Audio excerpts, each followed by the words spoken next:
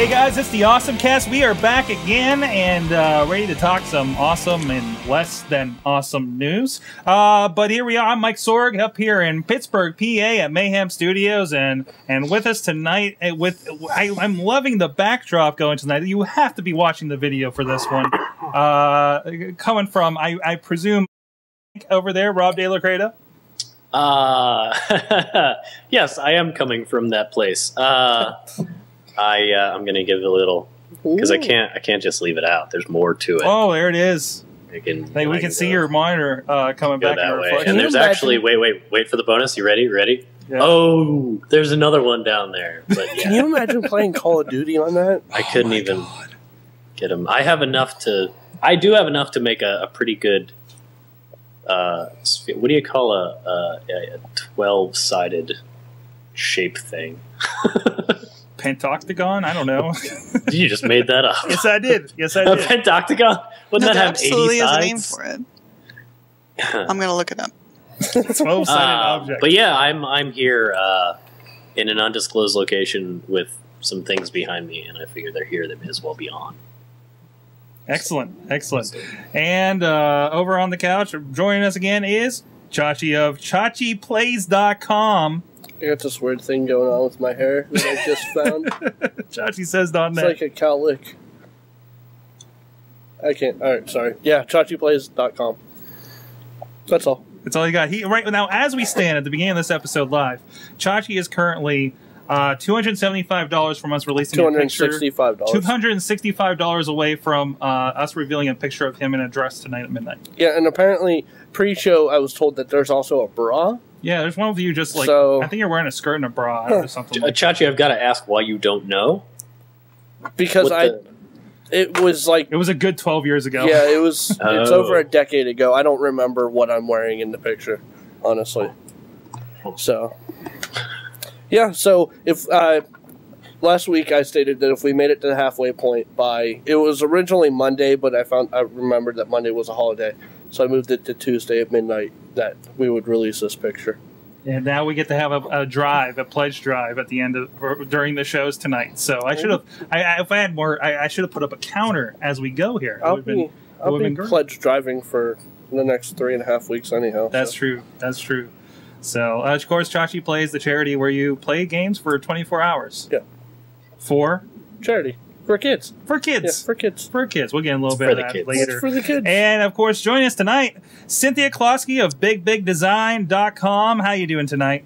Oh, I'm grand. Thank you. How are you? All right. Thank you for joining us again. So how are things going with you? Things are good. What's exciting? Just oodles of work, I guess. Oodles of work. Also playing, and I'm not suggesting this for Chachi Plays at all, but I have been doing a lot of Zumba 2 on the Wii. It's a good sweaty time. Yeah, I'm staying away from those movement games. He was pleased that we determined that we don't have a Kinect. Yeah. So Zumba 2, huh? Oh yeah, we've been doing another podcast where we talk to some ladies that do Zumba. So I'm curious to see how the Wii version does. Well, hey, this is the AwesomeCast where we talk about the tech stuff of the week and the stuff that interests us. If you go and tune in, we're here live every Tuesday at 7 p.m. Eastern at live.sorgatronmedia.com, live.awesomecast.com as well. And you can join us and chime in, and the chat room's always welcome and always jump in every Tuesday night. If you're listen to this after the fact, can't join us on Tuesdays. We also got an email address, contact@awesomecast.com, or 724-25-ACAST, that's 724-252-2278. That's a lot of twos. That's a lot of twos. Yeah. We also find us on Facebook, Google Plus, and Twitter, all AwesomeCast. So, and let us know what you think of the episodes also, and any stories you think we should be talking about. Why is it a 724 number? Considering that we're not in that area code. I'm sorry. Google Voice. I've been meaning to ask. Google Voice, I'm looking for something that has some letters in it, and I couldn't find anything close to that in 412 because you can type in. So you decided to pick a random area code just for kicks? It's not that random. It's outside. I mean, completely not random. Yeah. Mercer County 724. We grew up around 724 after the switch. Right. I think what Chachi and I are getting at is that you should have a 412. Yes. To represent the Pittsburgh? Right. Yeah. Since I have a 412 Google Voice number. Why don't you? Right. I think we do for Mayhem Show. I do for my business. That's not, So AwesomeCast isn't good enough. It's no, I have no excuse for this whatsoever. All right then. All right. Good talk. Good talk. Good talk. Anyways, well, Cindy, the reason we had you on this week, I saw your post the other day on My Brilliant Mistakes and your blog and about SOPA. There's a lot going on this week. Chachi has something to say. The 12-sided figure is dodecagon, thanks to your brother in the chat room. There you go, son. Okay. Dodecagon. Sure. Make your dodecagon. Anyways, no, but SOPA is a big thing going on. Tomorrow, the January 18th, is the national, I guess, blackout day. I don't know if there's an official name for it. Anti-SOPA Blackout Day. So I know we've touched on a little bit here and there as it's been developing over the last few weeks. But I figured we'd get you on, Cindy, and kind of hash out what exactly is going on with SOPA these days, and I guess the Protect IP Act as well. Yeah, they're actually, they're two different acts, one for each House of Congress, and they're closely related, although the provisions are a little bit different each one because different senators and congresspeople were involved in putting together the different ones. Both of them are basically being primarily driven by big media companies and unions and things along those lines, none of which is a bad thing. It's just that the money all seems to... When you look at the congresspeople that were involved in making these acts, a lot of them are heavily backed, I guess might be a good word, or donated to by like the big movie houses in particular, big publishing houses and people like that. And the basic idea of it is that although we've got a lot of protections for rights holders, for intellectual property rights holders, for sites within the United States like YouTube and other video sites, sites that are owned outside the United States, there's really no way in U.S. courts to block those. And so these laws are meant to kind of keep people from just starting a website overseas or using websites overseas to basically give people access to movies and videos and music and whatnot. And that, in theory, is a good kind of thing. I mean, anyone who creates content should be in favor of it being protected in some ways, although there's limits to that, I'm sure. But the problem with it is that the laws are just kind of very loosely written, and they to get around all the technical problems, they kind of cut off DNS addresses, or I'm sorry, not domain names, and so it kind of screws with the way that linking in the internet works. Mm-hmm. Yeah, and doesn't even protect everything because, as it shows in the video, as showed for the video people, it's on your website on your blog. If you know the IP address, which is that 6-number address that all websites really kind of live on. They're really kind of masked, for those who don't know, by our .coms, and everything that's out there. If you know that, you're still getting through it. Right. So it doesn't really... So it doesn't really work. But what's really, really bad is that it kind of puts the onus on the ISPs in particular, or anyone who has a website. Let's say, so Facebook is a U.S. company, but people can embed videos and link to videos there. It kind of makes it so that Facebook, as an example, has to suddenly now monitor everything that people put on it to make sure there's no bad stuff. Mm-hmm. And so that is just not the way anything on the internet has really worked so far. It's an impossible task to ask any service provider to do that. For a small cable company, big cable company, any kind of ISP. Mm-hmm. It's just not realistic. It goes back to our argument in a previous episode of uneducated people writing stuff they shouldn't be writing. Or trying to do I don't expect stuff. Every senator to understand. I expect them to know a little bit about DNS. It's not that hard. But they hire people, right, to do this. They need to bring in educated people. Well, GoDaddy was a part of this, at least for a little bit, the writing of this. That's why they got in trouble with the public a few weeks ago. So, I mean, it's not like it's completely non-technical people. It's the people that would be, directly affected by this, the registrars. Well, when they were debating this in Congress, I believe in the Senate, they have 6, industry experts to present, to answer questions from the senators to be able to debating the bill, which is how these things work. Of those 6 people, 1 was against the bill and 5 were sort of for the bill. In other words, 1 was actually this one. She may have been the only woman on the panel as well. Just as a side note, this lawyer from Google, and the rest were basically movie and publishing house people. Mm-hmm. So that doesn't seem very above board. No. And at the same time, when those industry experts were trying to explain it to the Senate, I forget who it was, but somebody was quoted as basically saying that, we don't need a bunch of nerds to explain this to us. When in fact they did need a large amount of nerds. More nerds than they had available to them. Because they still don't understand. Bring us all the nerds! But yeah, it really is this whole... The thing that, a lot of people need to understand about the SOPA thing is that SOPA as a small nugget of a concept of something to potentially protect intellectual property on the internet. That idea is smart. It is smart. It is necessary. There would be something at some point that will do this thing. The issue that so many people have with SOPA is that the words, like the wordage used in the bill, give too much authority to the wrong person to do the wrong things because of so many misunderstandings throughout the many levels of this bill on how it will treat the media, to who's being prosecuted, to who has the power to prosecute. Everything falls in the wrong place. Mm-hmm. We do need something like SOPA, but we do not need SOPA. Exactly. One of the people who has been really chatting up on Twitter is about and sort of in favor of it is Rupert Murdoch, and who, the chairman of News Corp, the great big multifaceted. He's been saying a lot of multi-tentacled person. He's been doing a lot of interesting stuff on his Twitter lately, actually. Well, and apparently for a long time, you think back just earlier last year, Rupert Murdoch's. I'm flaking now on which of the newspapers it is that he owns. The one in England that was hacking people's cell phones. Oh, which one was that? Yeah. The one that shut down. And so I feel like if he is coming out against, in favor of something, I would rather be against it, whatever it is. Right. And it's a lot of the, so much of this internet legislation that we talk about a lot, whether it's copyright reform or patent reform or, piracy control or, controlling any rights to any media that is being shared.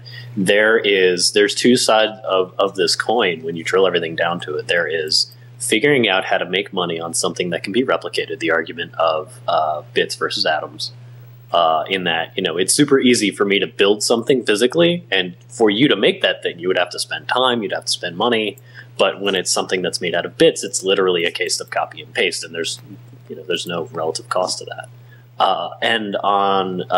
So that's Rupert Murdoch is into this because, it puts more money in his pocket, and that's cool for him because it says that it breaks down a lot of barriers to entry when he's looking to sue somebody for content.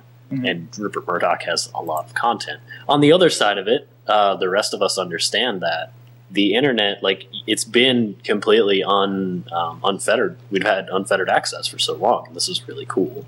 And the importance of this massive brain trust that we've created by this free flow of information is a really important thing to maintain.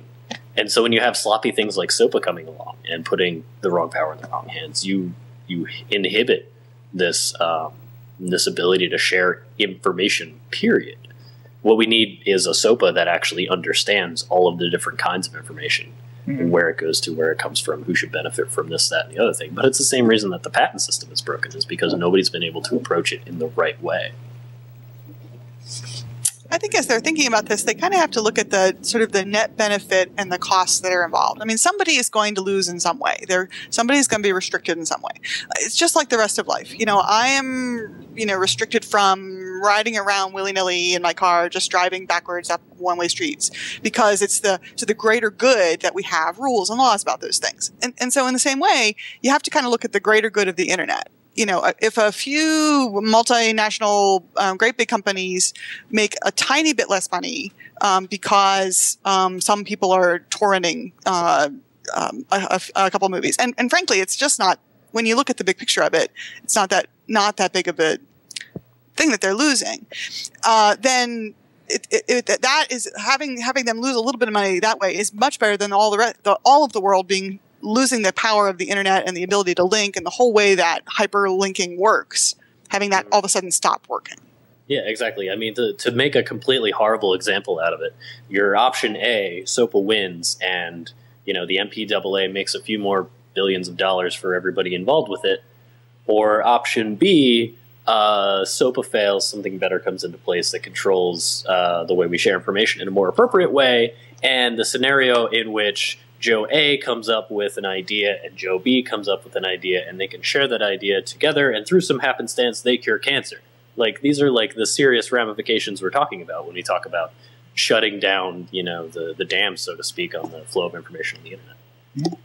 Somebody that is kind of fed up and looking to hopefully do something about it is, I was listening to this today, Alex Lindsay, of course, Pixel Cores, MacBreak, all that fun stuff. He has a manifesto over on his Google Plus account right now. It's basically calling for, I guess it's I don't want to call it a lobbyist group, but at least an organization to we talk about nobody's telling, the lobbyists for all the record companies and everything are, of course, one-siding stuff like this, whereas no entity really strong enough from our side, other than our massive voice and protests like we're seeing tomorrow. But they're looking to put together a group that would be a more of a big voice to it. Let me just read you a little bit here. He's got like 3 steps to how they would do this. It says we need a sort of a internet protection fund, a PAC, that is designed with a single purpose to use every legal means to attack those who would attack us, being us, like professionals on the internet, users of the internet. To bring fight to their doorstep, the airwaves, and their TVs, we need to organize and focus in the resistance. Step 1, stop SOPA and PIPA before they are passed through targeted boycotts, information campaigns, and letter writing campaigns. Step 2, target those in Congress who support these bills in an attempt to unseat them in the fall with internet, grassroots, TV, and radio campaigns. Congress needs to know that supporting these bills is no longer a blank check. It's no longer safe. And step 3, we need to build our organization between elections, build its resources, build its capacity, and defend our rights aggressively. The fight is about the intensity as the information age matures. We need to begin to take an active role in shaping our online future. So, and of course, the PACs are kind of the big thing to do these days, and this is an interesting new take on it outside of what Colbert is doing over there in South Carolina. Well, but we have the Electronic Frontier Foundation already. Is the difference that is not a PAC, or they are a lobbyist group? So I guess this is more of an education look. If this is a PAC, so it's a we get out there again on the airwaves. It's more of an education measure, as opposed to, I don't know, do PACs give money to campaigns? Is that? Oh, sure. That's the whole point. That is. Yeah. I didn't know if it was for giving to campaigns or untethering of supporting a campaign. I confess that most of my knowledge on this matter comes from watching the Stephen Colbert. Same here. It's been very educational lately in this matter. Please take this with a grain of salt, but I believe it does both. Because you don't have to disclose how much money you've given to a PAC, but the PAC has to disclose, I think, how much it gives. Mm-hmm. So it does kind of decouple a little bit. Or else I have those two things backwards. You don't have to say how much. Either way, but it can definitely support candidates, and that's part of the thing of it. Mm-hmm. So I mean, yeah, and so you can see this backing like pro technology candidates, but I guess mostly to say we're not going to, we're going to let people know not to support you in the fall. But even as far as the between the election stuff, that's when this kind of stuff comes up. Sure, it's going to be a little bit like Occupy wherever, in that it's like herding cats, to use two metaphors in a row. Because the thing is that that everybody is so decentralized and has slightly different ideas, and so once you start to organize, then all of a sudden you have to organize, Mm-hmm. And so I'm not saying it shouldn't be done. In fact, I think it should be, but I'm just saying it's going to be a great challenge, and if anyone can do it, I'm sure it's Alex. So yeah, so it's over on his Google Plus. I'll tweet that here in a second. Can I present an idea? And one second. He's looking for pluses on the thing, and they get so many, they're gonna see what they need to do to move ahead on this. What do you got, Chachi? I would like to propose we follow the joke in the IT crowd. Okay. Where we create a council of the elders of the internet. It would be knowledgeable people who would sit down and do the things that we need to do for the internet. And we're going to put the internet in a box? No. Are we going to vote for those people? Yes. Yeah. So I think...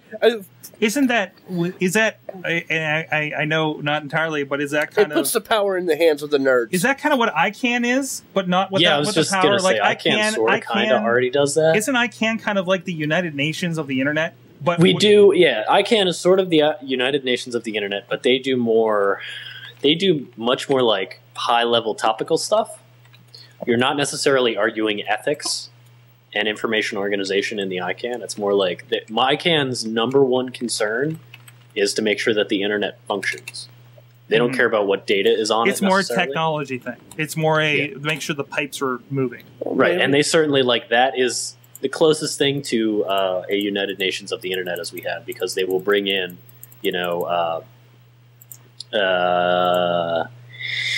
what's that? Oh, wow, I am just bad with words and names today. But they'll bring in doctorate, crazy, huge brain type people to discuss information logistics. I think the idea of a United Nations of the internet is something that a lot of people have talked about before. But again, you end up with these problems of everybody has, even everybody in the Occupy movement. You read the manifestos, and everybody has a different idea about what the right thing is. And like Cindy said, it's what needs to be accomplished is the best for the whole in order for this to actually work out. It will happen eventually. And it's so unfortunate that I think ICANN is a U.S. entity technically. This is, of course, a U.S. law that really will affect the world if they have to implement this. Granted, I guess the internet is an invention of the United States defense. But still, it's become a lot bigger than something that should be controlled by the United States. Yeah, and it's really just something that the internet is moving. The internet as a system is moving much faster than any other system that has supported so many infrastructures around the world than literally anything else. By the time if it really did go away, what if it was actually gone? I mean, maybe we'd actually be relieved. We could reinvent it from scratch. How many careers are going to go away when that happens? Well, because it's moving so fast, no governing body can keep up with it. Yeah. And so very quickly, it's not like... So, for instance, there's going to be a protest tomorrow. Wikipedia is going to go black. Reddit is going to go black. A couple other websites are basically going to shut down. These websites that we depend on every day. So, the example of what if it wasn't there? Well, Wikipedia will not be there tomorrow. And this is an example of something that hypothetically could happen to websites that you depend on every day if SOPA were to go into effect. I think my point was more like, in the same way that as they're building cellular networks in Africa where there isn't a whole bunch of infrastructure that they're leaning on, they end up being better in some ways than what's here. If we could reinvent it from scratch, like from nothing, and do it really smartly and cleverly, maybe we would do it better. So in some ways, if you're very optimistic, you might say, no matter what happens here, good will prevail. Yeah. I mean, you would, for all of the times that information sharing throughout history before the internet has prevailed, ideally, I would certainly like to think that we won't end up in a Big Brother 1984 scenario. But hey, you never know. Well, already we've seen the White House has made a statement against these acts. They've been more or less tabled for voting until February, it looks like. But they're not dead. And both of them were tabled? I didn't know that that PIPA had been tabled until February. I thought it was later this month. PIPA was at least later. But yeah, most of them got delayed because I think both of them were supposed to be voted on by now. I think one of them is on the 25th. And of course, there's the concern, everybody's... Yeah, PIPA is going to be... PIPA will be voted on January 24th. Okay. So in House, Congress, or... House. Yeah, So- Senate, House. Okay. Well, of course they're voting on it in the House. They can't hold votes outside. Thank you, Josh.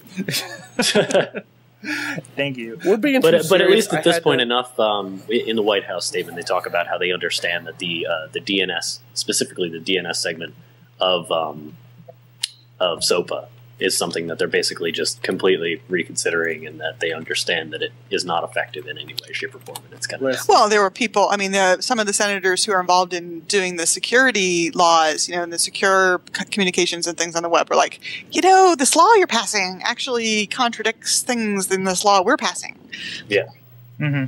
Mm-hmm. And also, the White House doesn't want to doesn't want their newly found Instagram account to go away. So that's good. That's good. Really, they're making big. They get so much mileage out of their Flickr photos. They of all people should be saying no. Look at this Instagram stuff going on. He's playing with the dog. He's in Egypt. What?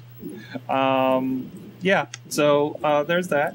Well, anyways, hey, this blackout thing tomorrow. Wikipedia is going to take part. A bunch of other sites are going to take part. I know This Week in Tech, Twitter are going to be doing some kind of coverage of the day. They promise it's going to be unique. Who knows what that's going to be? And Twitter's CEO came out and said that they will not be participating. Thank in blackout. God. So, well, they know how many addicts they have out there that will go insane if that happens. Kind of need Twitter Also, right now. ChachiPlays.com will not be participating. We don't want to, scare away any prospective donators. Yeah. Well, let me say by this blacking though. out. We, my company, Big Design. I don't think our blackout's going to not have the same impact as, say, Wikipedia. Although Yeah. you would think it would.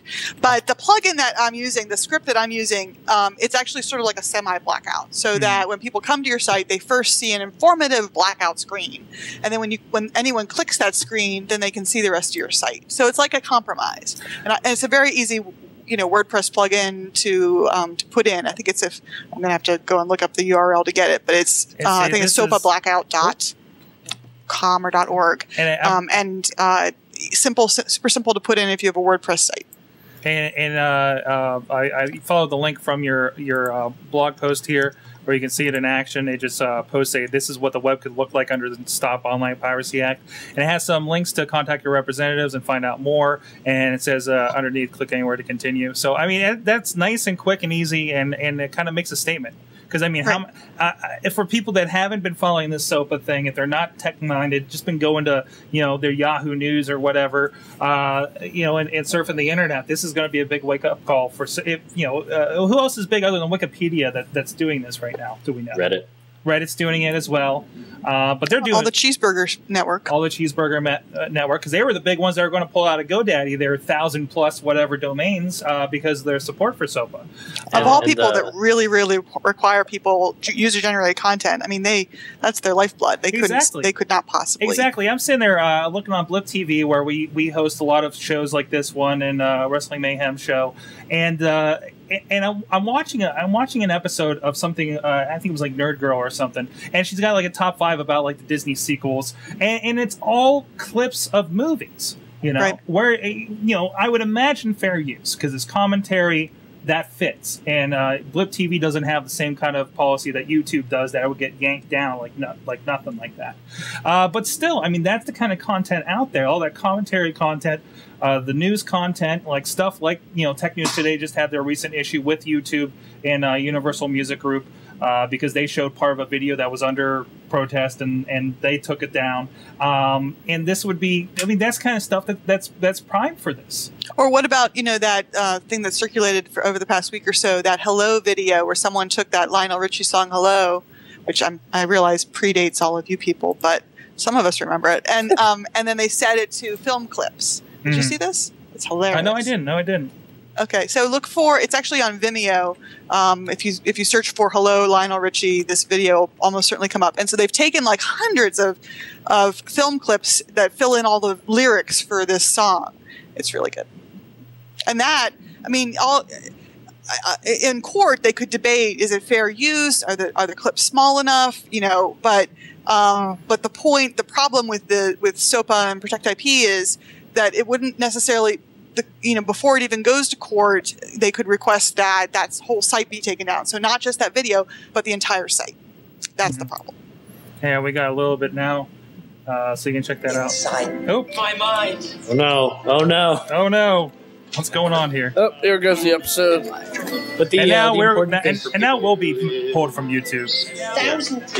the important thing for people to understand in this blackout protest stuff. I read something up a bunch of weeks ago. Somebody was like angry that people were considering blackouts, and that Tumblr had the blackout for a day where they censored everybody's blog posts. Whether you liked it or not, if you remember on Tumblr, your entire dashboard was full of nothing but black boxes, which was just a demonstration to get the word out. And a lot of people, similar to campaigns in which you change the color of your Twitter avatar, things like that. Mm-hmm. A lot of people don't get why this makes sense and why Tumblr would pull a stunt like that. And the point is that these websites have, I don't know what Reddit's outreach is, but it's millions of impressions every day. And that's millions of people to reach out to, and potentially millions of people who currently are not thinking about SOPA. And the reason that something like SOPA could slip through the Senate without anybody thinking about it is because we are the ones talking about it, not our parents. Mm-hmm. So the point here is to break the internet in a way that gets people to talk about it. The most effective thing that could happen tomorrow is that your mom or your dad or a senator or somebody goes to Wikipedia and can't use it and is extremely frustrated by that fact. And then they go and they look up why Wikipedia is blacked out, and they read a paragraph about SOPA and why it's important. So if all of us get a call tomorrow from our parents asking why the internet's broken, that's a good thing. Yes. And your job, nerds, I'm talking to you, your job, nerds, is to find somebody who doesn't know what SOPA is Crap. and explain it to them. I am taking the day off tomorrow. Just find somebody who doesn't get it, doesn't understand it, and wants to learn, and explain it to them. Yes, because then they'll explain it to somebody else, and they'll explain it to somebody else, and the next time a stupid bill like this tries to go through the House, there will be so many more angry people than just 4 people on a podcast. I have an entire firm full of people that are going to be calling to find out why they can't access this stuff. Mm-hmm. Count to 10. Yes. Exactly. In other news, another personal and privacy kind of stuff, Google unveiled personal searches in this past week, and it's got a bunch of people miffed. They did. That was kind of annoying. Yeah. Wait, the Google search or people complaining about it? Which side are you taking? I didn't see anybody complaining about it, but when I accidentally turned it on, then I had to figure out how to turn it off. It caused me all of 5 seconds of frustration. So if you're complaining about it, you're an idiot. I wasn't really asked to turn it on though. No, it's on by default. Mm-hmm. Yeah. Well, I think for me, I felt like I had searched for something and I got a little box that said, "Hey, there's this thing. It does this thing. Look at what your friends are saying." So yeah, you get this, you search for it, and like I typed in AwesomeCast just as an example. It says 50 personal results, and you go and you get this little person icon like by our website, and there's Matt Nero, who's a big contributor on the Google Plus. There's some more random stuff. There's us on Google Plus. There's other stuff. We had an episode called "Go Lay Down." Yeah, that was last episode. Oh. But you get the idea, and I guess the issue is, well, it's corralling all your stuff from Google Plus, but nothing from Twitter, nothing from Facebook is being used to this effect. My first impression of this before, really there was like this talk about how Twitter and Facebook aren't included. I think they asked Twitter. Did they ask Twitter? Yeah, and Twitter said no. I'm looking at. Because I had a feeling that wasn't right. It's pulling from my Tumblr and my Twitter. It is. Yeah, they're pulling from more places. And I thought that Twitter wanted to be more integrated with it. And then Google said, well, we talked with you. I'm going to have to look up the link on that. I'm sorry. But I did read that this week. Okay. And it can be useful as a thing. So like I just searched for bananas. But the thing about it is we end up in this sort of, if I wanted to ask my friends what they thought about something, I would ask my friends. I don't go to Google. I go to Google when I want to hear what my friends don't already know. And so I realize there's a switch for it, but I can tell you, but there are the number of people who actually understand how to read Google search results is maybe 10% of people, if that's maybe even ambitious.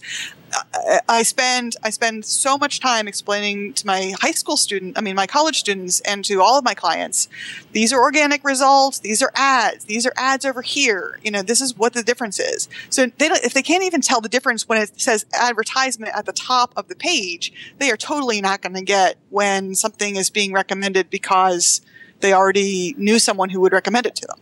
Yeah.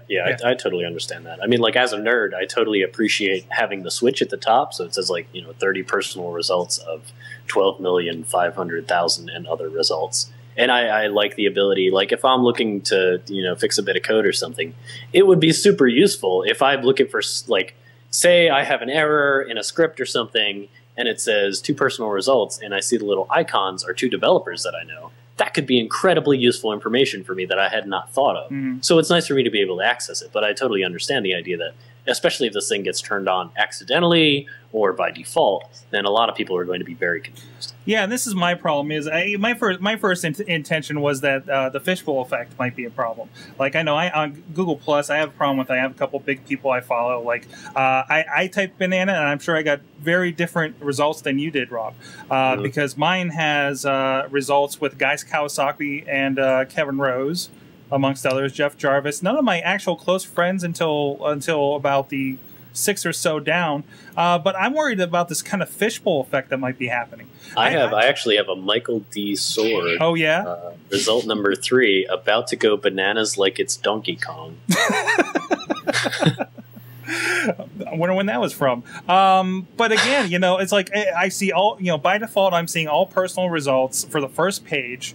And what if I want to know what other people want to know about bananas? This is all personal. This is okay. I click the X and I get regular. And I guess if you go to the top here in the corner, you got the personals on, right, and then you go to all of them. Yep. So and you see you get your personal results up here. I don't know. It's interesting. It is also. I mean, when you think about how that information is coming in. I have a lot of friends with opinions who are not on the internet at all. They're not blogging. They're not Google Plusing. Mm-hmm. So suddenly we start to slant results, even if you ask for them, toward just the segment of the population that cares to share. Mm-hmm. So is that a good thing? I mean, it's flavoring your results, even if you're choosing to get flavored results to the people who are willing to take the time to write the review, or the people who take the time to go and tweet and plus and whatnot. But then, then if you're not in that circle, that's a historical problem with information. Yeah. I mean, if you have a question about something 10 years ago, you're going to go to a library to get information on it. Well, then you just slanted your results to anybody who was able to publish a book or a journal. That's true. I'm just saying that because of the amount of information that's coming in this way. It seems like it's a self-fulfilling prophecy, because people will find out about the things that other people have found out about. I mean, it's like a vicious circle, right? Mm-hmm. At a much faster pace. I think you're right. I mean, you're certainly right that we already had that effect, but it multiplies it. Mm-hmm. Exactly. I mean, as it is, we already have. You look up videos, YouTube comes up, and Google Images come up.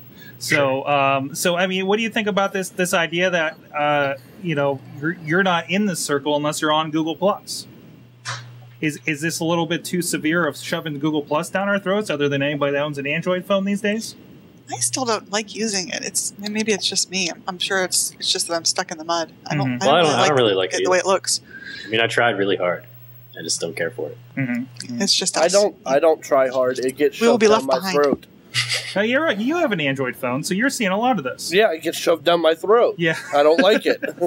I mean, there's a commercial about putting your contacts in circles that's very kind of at the core of the phone, it seems like.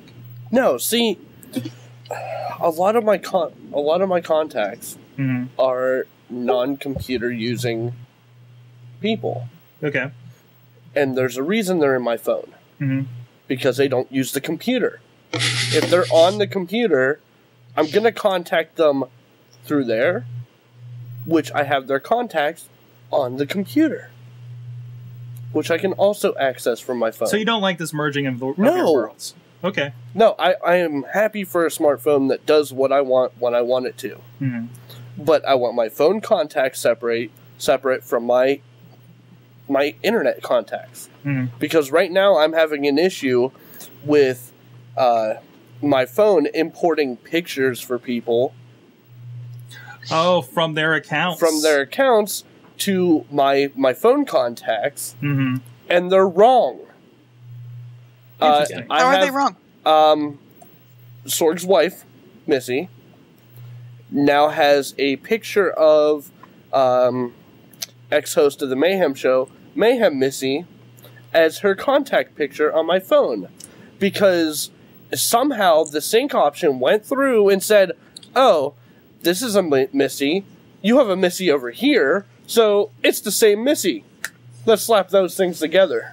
That's a problem. Yeah. That's a big problem. Well, I mean, all of this is a, like I said, the internet's moving too fast for people to keep up, and we're constantly trying to figure out the problem of how do we deal with so much information at the same time. So for me, it's super useful for me to have all of my contacts that I have on my computer on my phone. So when Joe so-and-so from some supply company or electronics company or whatever, and I need to know his email address on the fly, and I can put the phone number that he called me from, merge it with that contact and that email address, and then I'm on my computer and I have all of this information available to me no matter what device or service I'm currently using. Having a unified contact list is fantastic. The problem is that very few services have figured out how to make that merge in a smart way. We're just not there yet. Yeah. I mean, we upgraded our phones to the 4Ss and got Missy on the iCloud. All of our contacts disappeared, and then somehow they got merged with my account. So right. I mean just the application is a problem. There's the errors, and when you're dealing with that amount of information, it's a huge issue. Sonic Screwdriver in the chat room says no, lots of people don't use Google Plus. You can almost hear the crickets when you log in. It depends on who you have circled. If you just circled all your friends and not all of them have the same opinion. I mean, if you're looking for, I think, like groups of people that are already on there. Like I always hear about photographers is a big group that talks on there. I mean, well, how long did it take for Facebook to actually have information on it? Exactly. There were crickets on Facebook for a couple of years. It was all college kids. I mean, and then they opened it up, and then I got on, and it was like, why am I here? I mean, for me personally, only in the last year has Facebook all my friends are on MySpace. Place for me to go for content. All my friends are on MySpace doing a bunch of stuff, and all the bands and all that stuff. This is never going to fly. Now look at it. So, in other news, Zappos got hacked. Sure did. So what happened there? Oh, they got hacked.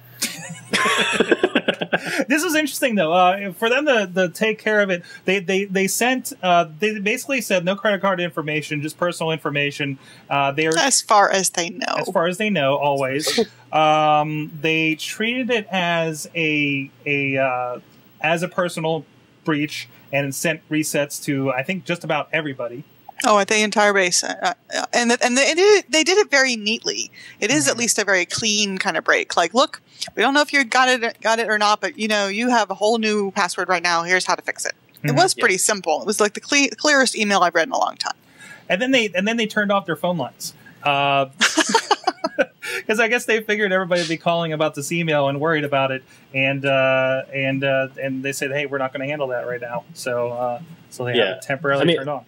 One of the reasons that I bring up this story, well, there's two reasons that I stuck this story on the dossier. Reason number one: if you have the same password on every website that you use, you're an idiot. Stop it.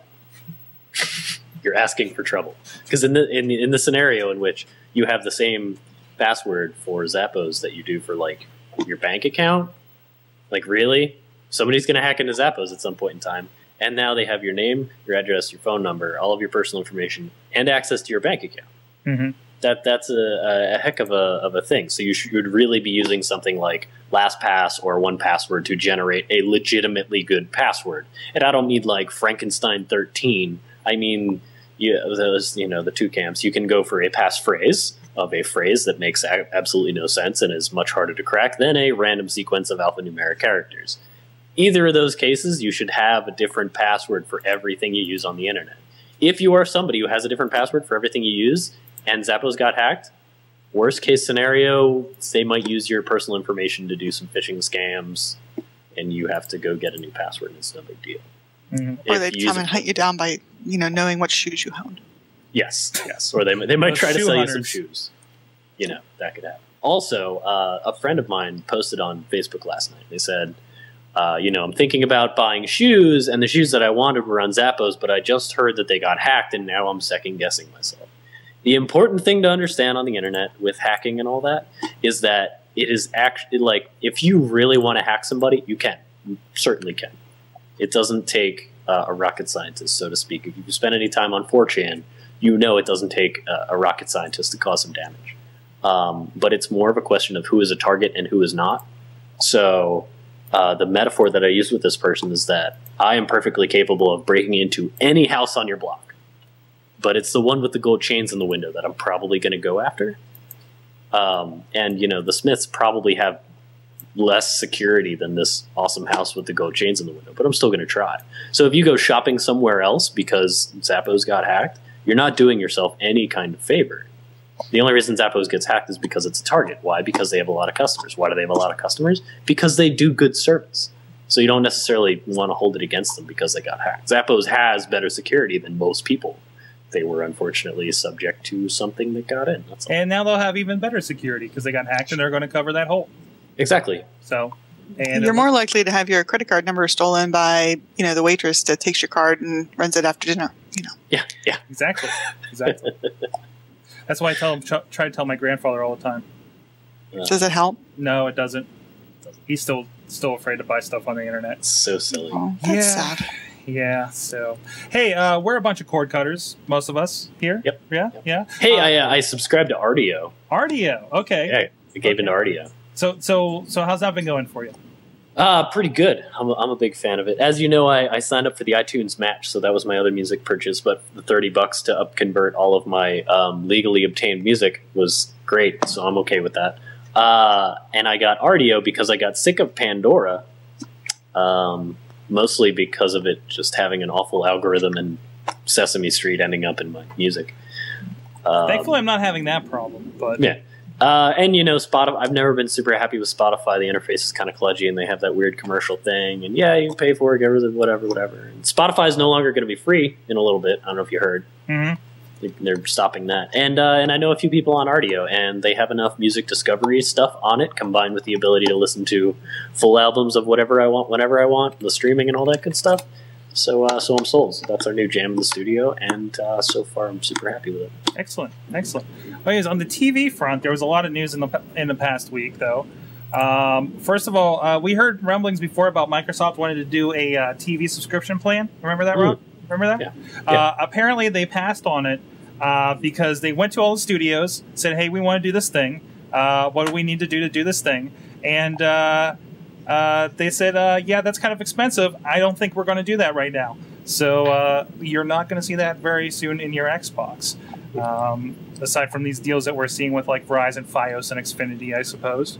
But they were looking for pretty much a completely independent TV subscription. So, but the big issue about that, and it's not unlike what's the problem with cable, is that the networks all seem to want to bundle all their content. They still think they can do like what they've done with cable. And I have a number of friends in the cable industry, so I get to hear about this from them all the time, that they have to sell everyone has to get all the crap channels along with the 2 or 3 that they really, really want. And that whole bundling thing is really what's holding up basically a lot of these big deals. And once somebody decides to kind of break rank, I think, and sell things piece by piece, finally the world will, maybe even the cable world will be a better world. Mm-hmm. But that seems to be the big holdup. Yeah, I mean, you're seeing that with the battle between like HBO and Netflix right now. How they said they'll never, chop their stuff up and become independent of the cable companies because they kind of depend on each other. So I think they're like the last, them and the Showtimes are going to be the last card in the pockets of the cable companies to fight these guys. The Hulus and the Netflixes out there. So and also as far as how the trends are going, Hulu it says their revenue is up 60% in 2011, up to $420 million, and that's they said let's see, 1.5 million people are paying for the service, with new signups coming in twice as fast as a year ago. So who's gonna pay for TV that you get commercials along with it on the internet? Yeah, apparently a lot of people. I'm one of them, and I've been living on the service practically. Maybe a little bit more so than Netflix lately. So that's how I watch most of my TV. So, and over across the pond, BBC iPlayer has some stats from the last year. They've had about 7 million requests. That's 1,000% year-on-year increase in the past year. So they make really good television. I mean, they also make really crappy television, but they make really good television, and it's just so much easier for that. For their delivery service is pretty awesome, as I understand it. If you're in England and wherever else they reach, it kind of kills me. Like the link that you included on the list has this picture from Sherlock, or the guy from Sherlock. It just broke my heart. It's just so cruel of them to withhold Sherlock from us for another several months because they have to go through Masterpiece Mystery. Unless it's heartless. Unless you happen to find a certain plugin for Firefox that makes them think you're in England. Yes, I know. I'm just trying to be above board. But yeah, you know what? Above board on Awesome. Board. What? You know, I take the legal route as much as I can. If it's not on Hulu Plus, or if Hulu Plus is doing you can't watch it on your iPad, on your Xbox, even though you bought Hulu Plus, like Burn Notice, Psych, stuff like that, it's dead to me. Well, hey, I mean, so there's no burn notice in your life. There's no burn notice in my life until it's on DVD, and they're streaming a lot of the older stuff on Netflix, or they finally get the deal, like Community finally got the deal, even though they just got canceled. Burn notice, I could maybe do that, but everyone's got their show they really care about. Like, what's the show that you break the rules and the laws for? Maybe you can't tell us. Monday Night Raw. Monday Night Raw every Monday. That is the only one. I had cable, as I've said on the show, I had cable exclusively because I wanted to watch Monday Night Raw on Monday. Well, hey, you know, something to consider about the whole legally above board thing is that whenever piracy occurs in any form, the root of all piracy is because there's a market for something that doesn't currently exist. So, and if the providers would just, and maybe we can jump queue here, but if a provider chooses to sell things at a rate that people want to buy it, then even if there's piracy, they're still going to make an oodle of money. And I'm thinking here about Louis C.K. Selling his, he had an hour-long comedy show, which he taped in New York, and sold it on the internet for $5. People could download it and do whatever they wanted with it. And he made $1 million in 12 days. It's amazing. That's awesome. Yeah, and the point that I was making with the piracy thing is that in the Louis C.K. example is that now he has made an example for himself and for that medium. Now other comedians, but more importantly, other content publishers can look at that and say, wow, this is maybe something I can accomplish. And in the sense of, trying to get Sherlock from the BBC or something like that, the BBC, if they really wanted to, they could look at their logs and figure out who's using that Firefox plugin. But more importantly, they could figure out how many people are using that Firefox plugin. And right now they're looking at it and saying, it's available in the UK because if we send it over there, we can't measure how many people would want it. And the same idea is I think they're not sending it over here because they have a deal with PBS. Yeah. But also, the more people who are interested in this thing, just like the more people who pirated music on Napster convinced Steve Jobs that iTunes might be a viable market. It's a metric that is fed to them that says this many people are pirating your stuff. Maybe it's something you should put more thought into. And that's the other thing. BBC iPlayer is being released in Canada. I think it has already.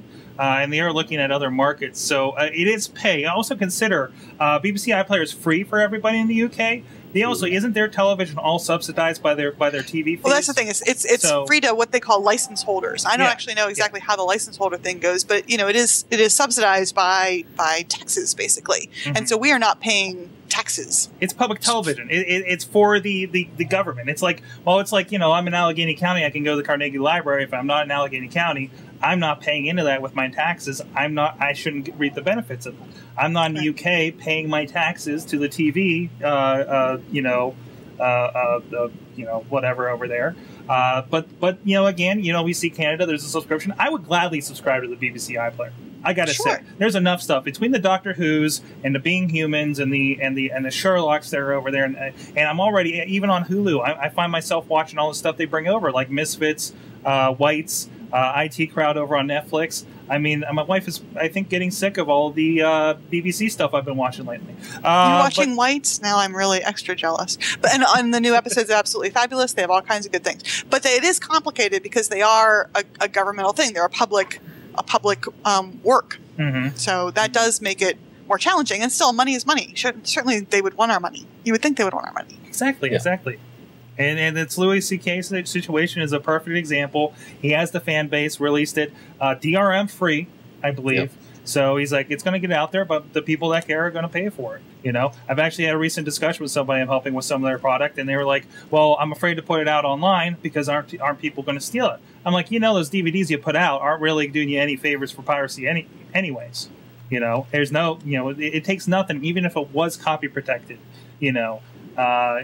it's 2 seconds away, a download in a rip, and you have a file that's out on BitTorrent that can be shared. So and it's realizing that and doing something like this and just saying, you know what, we're not going to block you, and then more people will be willing to not pirate it, I think, for that fact. Yeah, picking the right, and I think that what you were saying about iTunes earlier, I think it was Rob that said that, picking the right price, that, the 99 cents for a song, or the $1.99 for however much, or the $5 for an hour-long stand-up comedy special. Choosing a low enough price where people say, oh my God, that's such a deal, I need to have it. It's easier for me to do it this way than to do it any other way. And also, they feel that tiny little charge if I'm doing something good, that people go for that. Mm-hmm. So I want to touch on one more story, and we'll get out of here so we can get ready for the wrestling show here. And we'll check in for a few minutes to see how the donations are doing. ChachiPlays.com.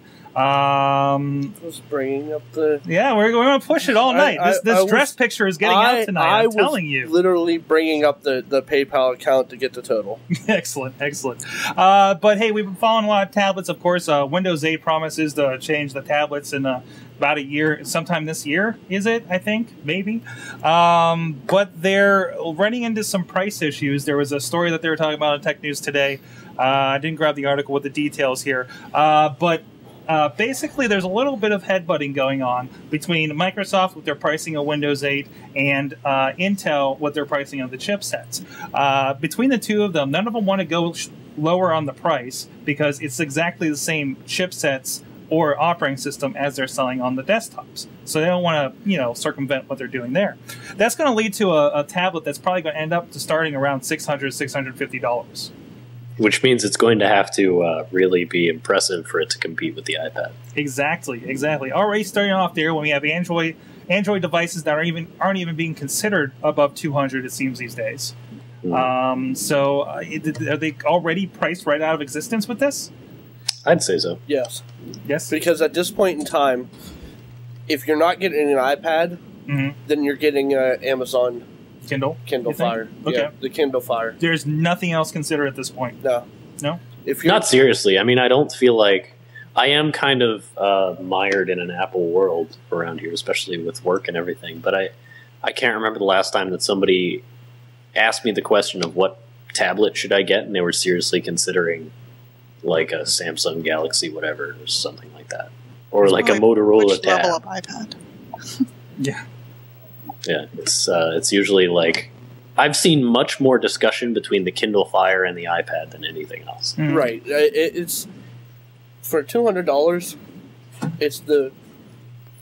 It's easier to consider. It's the go-to device. Yeah, and it's always like I really wish I could get an iPad, but I'm not sure if I have the money for it. Right. Mm-hmm. Yeah.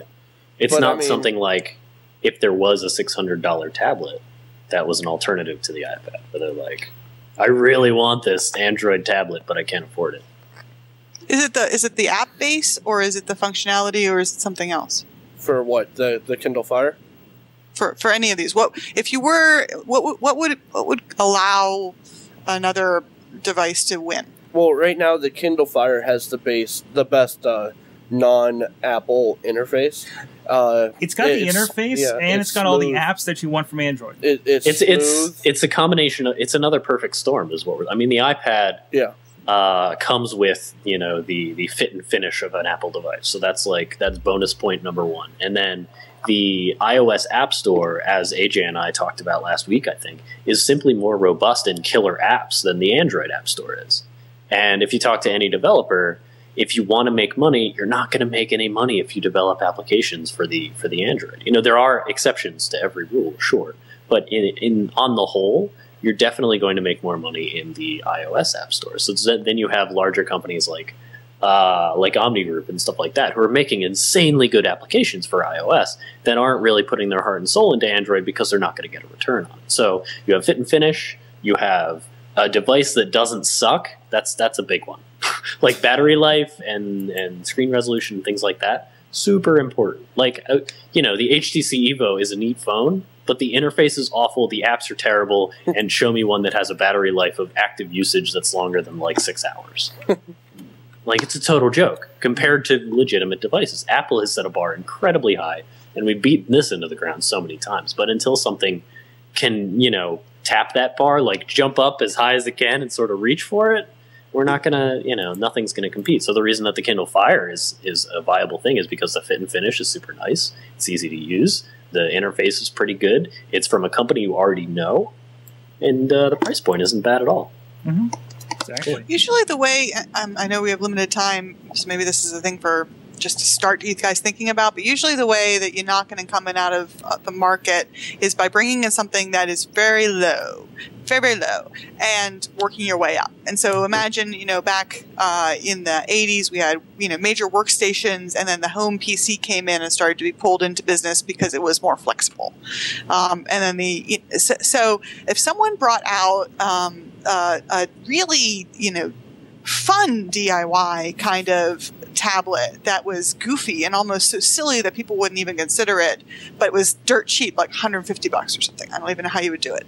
Then they could come up from the ground and like get Apple from like their unprotected flank.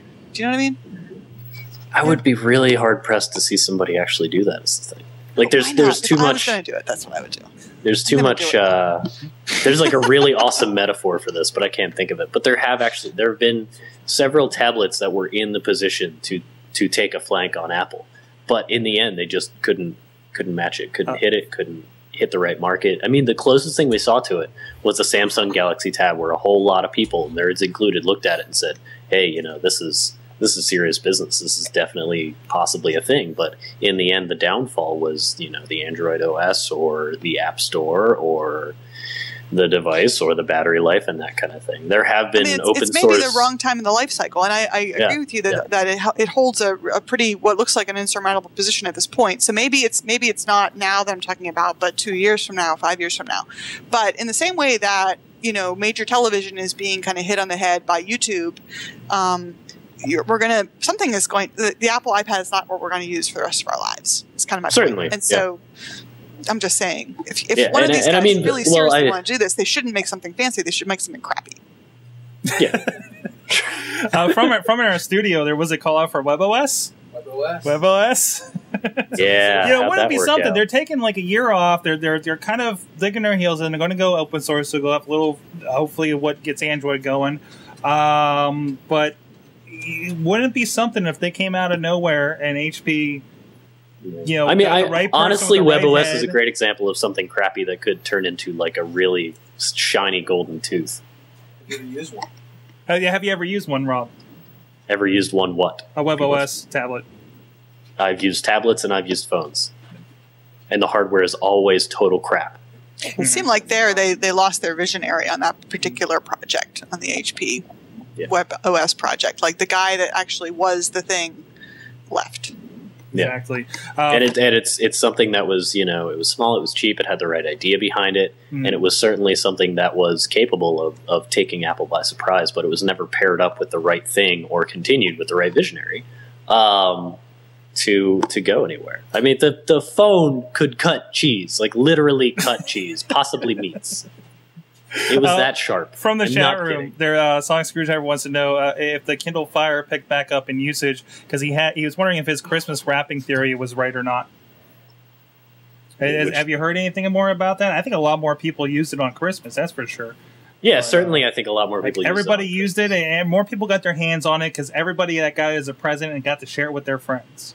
You know, it's also it takes a little bit of trickle down time for these things to get into the hands of the right people, and then for those people to tell all of the other right people that they need to get this thing.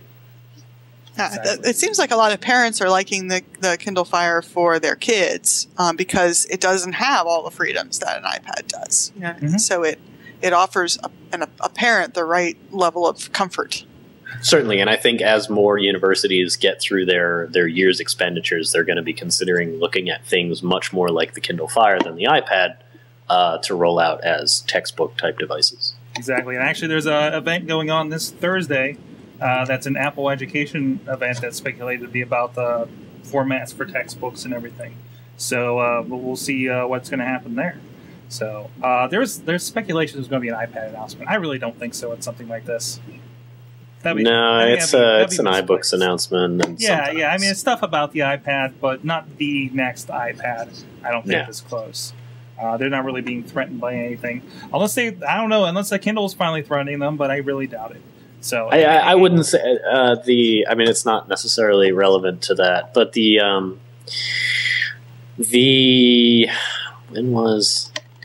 I forget what it was. There's so many amazing Apple devices. Blah blah blah.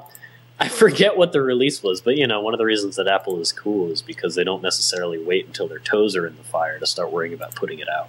Mm-hmm. I'd rather not see them rush a thing out the door just because they're nervous about a number. Exactly. That's how you screw up. Well, on that note, we got to head out of here. Cindy, you're doing the blackout thing tomorrow. We are. We're doing that blackout that I said. We're trying to raise awareness and at the same time not kill our own site.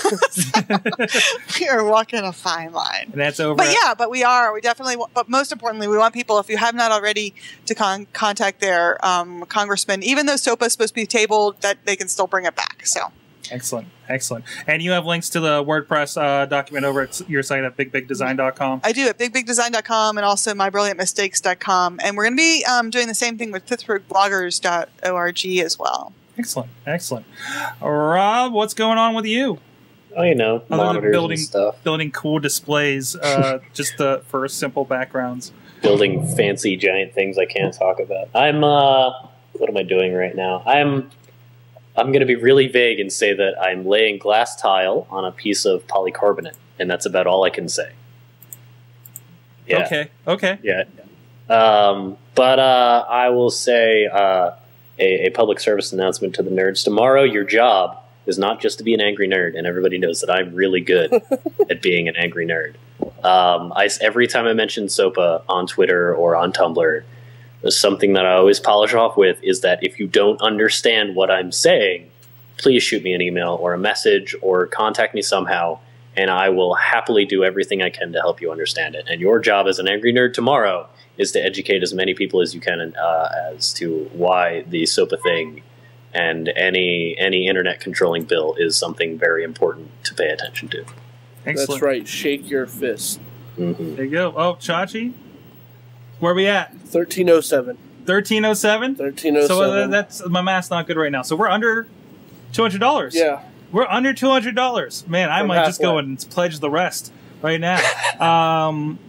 Don't say that because now people won't donate. They'll be like, "Oh, sorry." I will not pledge. Right. Well, I gotta dig the picture up. So yeah, we are under $200 away from you getting probably the most embarrassing picture I've ever taken. That's almost slipped out a couple times. You said you've stopped me a couple of times. Sorg likes to threaten me with releasing it like once every 2 years or so. Then what am I going to do? I have nothing to hold over you. You have nothing. Chachi Plays is coming out, chachiplays.com. If you're hearing this after effect, we'll even put it on AwesomeCast. We'll throw this picture over there if it made it. But it's not too late if you're listening to this later. We're going to be going for a couple weeks. We have about 3 weeks left until the event. So, anything big planned for this year yet? We're working on a lot of it, but this year we have a Tetris tournament planned. I'm actually not involved in playing the Tetris until it gets to the final round. There was a lot of people who were interested in coming down to play Tetris, so I created this way for all of them to come down and play Tetris. Can we bet on it? If you want to. I think we should do like a March Madness thing. But it's gonna be 8 people because I had to put a cap on it, or else Tetris would be going on for the majority of Chachi plays. It would be a whole other marathon. Right. I feel like totally there could be, someone, we have to do the tourney chart. We have to follow this. This is exciting. But it'll be 8 people. First round, each person gets about 10 minutes or so. Top 4 high scores move on. Next round, same thing. And then the times get longer as the rounds go on. With the winner of the tournament facing me. But I'm working on trophies, like Tetris trophies, to give to the top 3 places as well. Are they made of Legos? Actually, I forget what the game is called, but I was given a board game a while ago that's pretty much a mix between Bop It and Tetris. So I have physical Tetris pieces that I'm going to use to put on the trophies. From the chat room, Mad Mike says that if the picture's released, he's putting it on his Facebook. That's fine. So, hey, get your donate in, Mike, if you haven't already. Yes. So there you go. And, of course, I'm over at Sorgatron.com, MikeSorg.com, and SorgatronMedia.com for everything going on there. We got lots of stuff coming up here in the new year, of course. And if you want to drop a line to us, contact at AwesomeCast.com. Tell us how very wrong or right we are about SOPA, or tell us how you were an angry nerd in the positive light on January 18th and explain to your mom about SOPA. Or whatever else you did in support. Just let us know. Also, Twitter at AwesomeCast. AwesomeCast on Facebook, of course, Google+. And tag this show. Hashtag AC85 is the episode. If you have any other comments in the Twitter about anything going on here, and let us know anything you want us to talk about in the future. And there you go. Thank you. Great chat room tonight. Awesome chat room. You've been our awesome audience. Have an awesome week.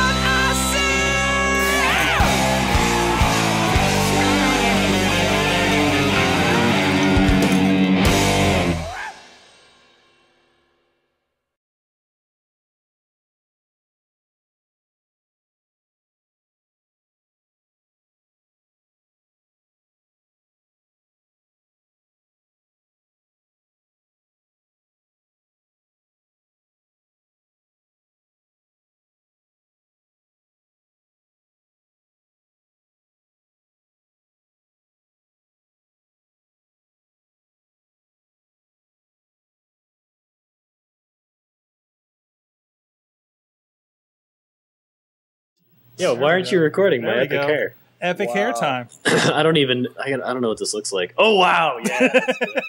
That's good. I've developed, I don't know how many Merlin Mann videos you've seen. There's a lot of videos where he looks like a hobo and he's wearing a hat.